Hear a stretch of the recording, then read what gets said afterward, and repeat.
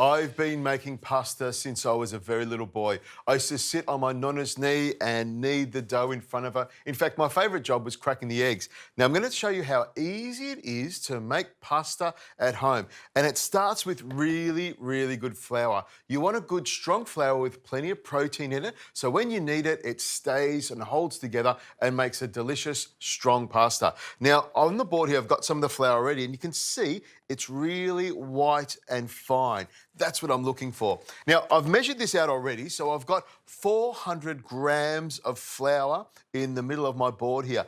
And I have 4 whole eggs and 4 egg yolks. Pour them straight into the middle there like that.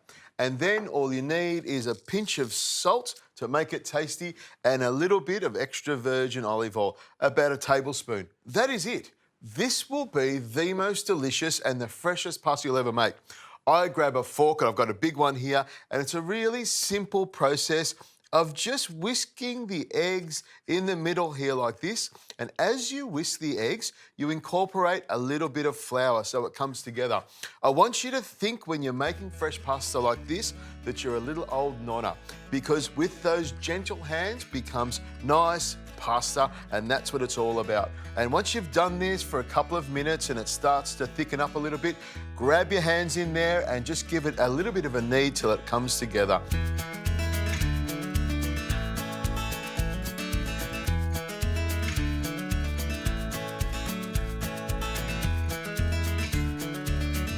Once you've rolled it into a lovely little ball like this, it's a good idea to let it rest. Because we've kneaded it a bit, it's going to stretch.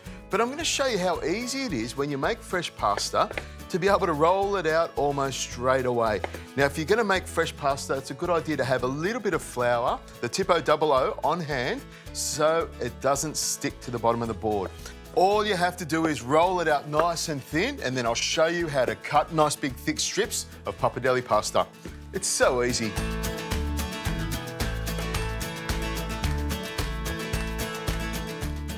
Okay, now that I've rolled it out nice and thin, it's perfect for cutting. If you've got a good sharp knife on hand, I like to just maybe fold it like this and then cut it. Nice and thick like this is the perfect pasta for making with sauce. Look at that, Pappardelle.